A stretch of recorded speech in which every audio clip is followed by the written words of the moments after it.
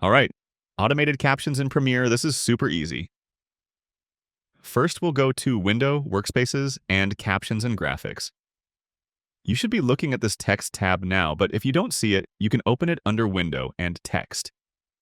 Once you have that open, go to the Transcript tab. Hit the Transcribe button to get a transcription for your video.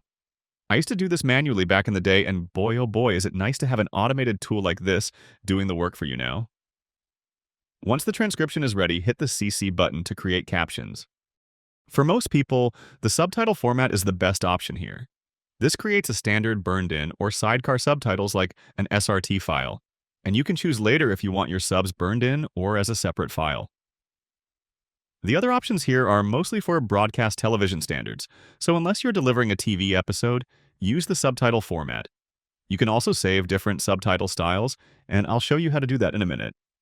And on the bottom, you can adjust different formatting settings for your subtitles. The default settings usually work really well. Once we create the captions, they'll show up above your timeline, and you'll see the captions in your video. You can edit the captions in the text panel if needed, and you can also adjust the timing and pacing of your captions just like you would adjust video clips on your timeline. To edit the captions, just double-click it in the text panel and type your corrections. And to adjust the timing, you can either trim the captions or click and drag to reposition them. Overall, Premiere does a phenomenal job timing and pacing the captions, and I rarely need to change the timing. Sometimes I need to make text corrections, but that's about it. The best part is that the auto captions work in a variety of different languages, so you're not limited to just English. To change the visual look of your captions, you can highlight all the captions and change the settings under the Properties window. You can change the font, the size and position of your captions, and a lot more. I like to give my captions a little transparent background, which makes them easier to read if the text is shown on a busy background. And just like that, with a few small tweaks, I have really clean-looking subtitles on my video.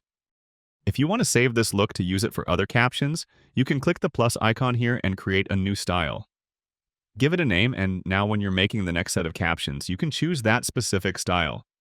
And lastly, when you're ready to export your video, make sure to check the Captions tab under your Export settings and choose whether you'd like to have the captions burned in the video or saved as a separate file.